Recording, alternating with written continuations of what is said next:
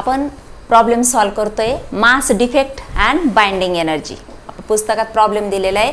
Calculate mean binding energy per nucleon for formation of oxygen 816 nucleus. The mass of oxygen atom is 15.994 unified mass. The mass of hydrogen atom and neutron are, these are given value for mass of hydrogen atom, that is mass of proton 1.0078 unified mass and for neutron 1.0087 unified mass. आपल्याला काय काढायचं आहे, binding energy पर nucleon आपल्याला calculate करायचं आहे. Okay नाही. आपण सुरुवातीला लिहू गिव्हन डाटा. आता आपल्याला डाटामध्ये काय दिलंय, इथं ऑक्सिजन 816 म्हणजे A इक्वल टू 16 दिलंय. ओके नाही, म्हणजे नंबर ऑफ न्यूक्लियॉन्स 16 आणि Z इक्वल टू 8 म्हणजे प्रोटॉन नंबर दिलेला आहे 8. मग प्रोटॉन नंबर 8 असेल तर A minus Z equal to 16 minus 8 equal to काय होईल, 8 होईल. म्हणजे न्यूट्रॉन नंबर सुद्धा काय होईल, 8. त्यानंतर प्रोटॉन, मास ऑफ प्रोटॉन दिलेलं आहे. Mass of proton, hydrogen atom म्हणजेच काय, mass of proton 1.0078 unified mass and mass of neutron, त्याला आपण MN आणि इथं MH असं म्हटलेलं आहे, इक्वल टू 1.0087 युनिफाईड मास. तर मास डिफेक्ट आपल्याला काय काढायला सांगितलं, मीन बाइंडिंग एनर्जी काढायला सांगितली. आता मीन बाइंडिंग एनर्जी काढायची असेल तर आपल्याला आधी बाइंडिंग एनर्जी काढावं लागेल आणि बाइंडिंग एनर्जीसाठी आपल्याला डेल्टा M अगोदर काढून घ्यावं लागेल, मास डिफेक्ट. मग मास डिफेक्टचा फॉर्म्युला आहे mass defect equal to Z into MH. Z means number of total number of proton into mass of one proton plus total number of neutrons into mass of one neutron minus M means observed mass. This whole is calculated mass and this is observed mass. For calculated mass, Z, that is 8 into 1.0078 plus 8 into 1.0087 minus आणखी काय दिलं आहे आपल्याला, हा M पण दिलेला आहे इथे. ओके नाही, M equal to 15.994 unified mass. 15.994 unified mass equal to, आता हा प्रोडक्ट किती येईल, 8 8 64. हो की नाही, 8 7 56 62, हा 6 0 आणि हा 8 पॉईंट प्लस इथे किती येईल, 8 7 56 8 8 64 69. ओके नाही, आणि इथं येईल 608 मायनस 15.994. आता याची समेशन जर आपण केली, हा 10 आणि 10 आणि 2 12 आणि 6 6 12 आणि 13 आणि हे 1 8 2 16 मायनस 15.994. आता याची आपण सबस्ट्रॅक्शन करू. हे आपलं झालं कॅल्क्युलेटेड मास आणि हे ऑब्झर्व्ड मास. तर हे जर 994 जर केलं तर काय होईल, हा 0 हा 8 हा 10 गेले 3 10 गेले 1 0 पॉईंट. ओके नाही, हे येईल 0.1380. हे झालं मास डिफेक्ट. ही M ची value delta M equal to 0.1380.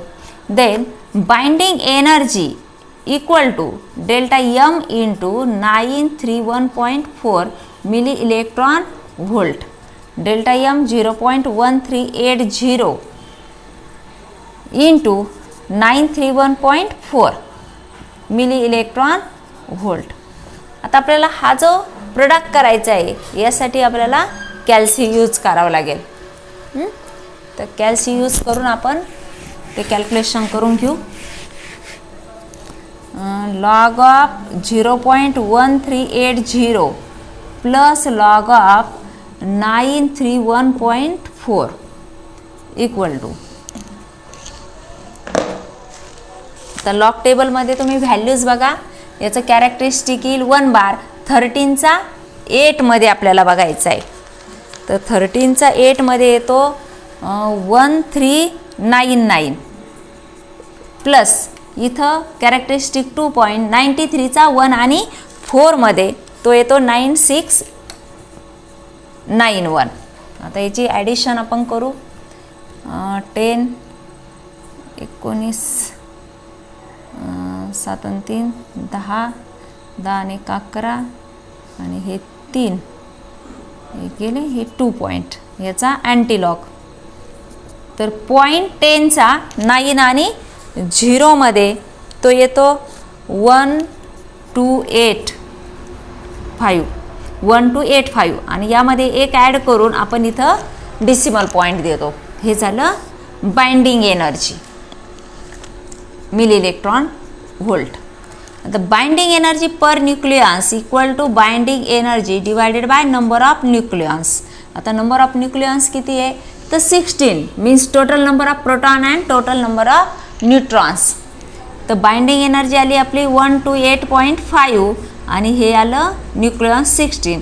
आता आपल्याला 16चा पाडा येतो त्यामुळे आपण डायरेक्ट इथं करू शकतो. इथं 8चा भाग जातो हो की नाही. 16च्या पाड्यात 8 नंबरला 16 128 हो की नाही.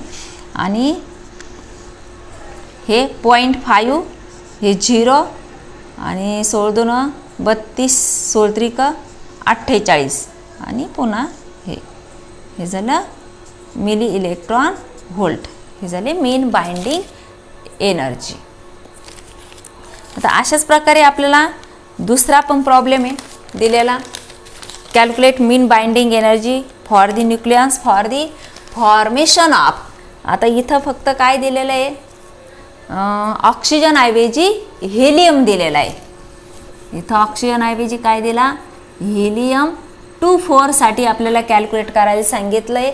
आणि हेलियमचं ऑब्झर्ड मास दिलेलं आहे ते म्हणजे 4.0026 युनिफाईड मास. बाकी प्रोटॉन आणि न्यूट्रॉनचं मास हे तर कॉन्स्टंट व्हॅल्यूज आहे हो की नाही.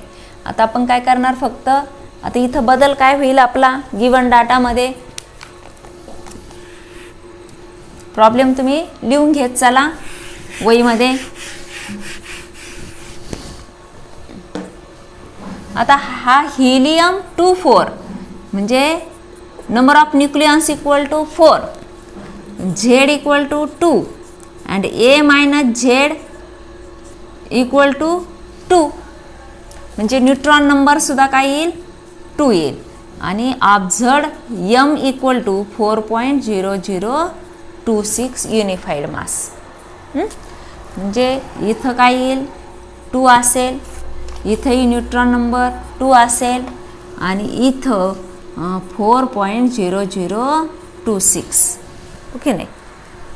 आता हे खालचं कॅल्क्युलेशन मात्र आता चेंज होणार.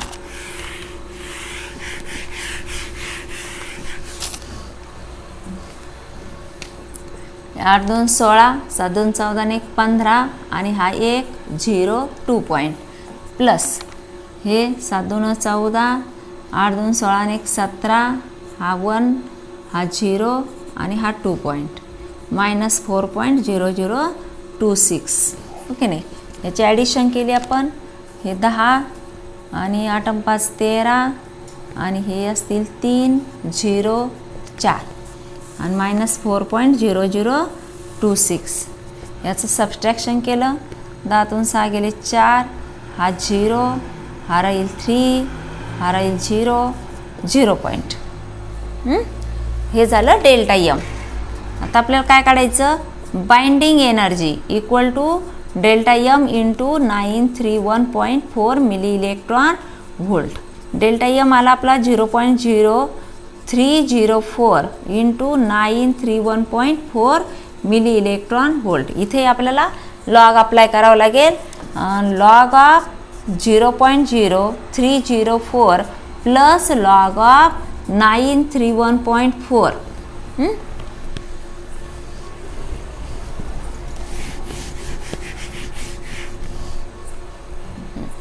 काय येईल इथं 2 बार पॉईंट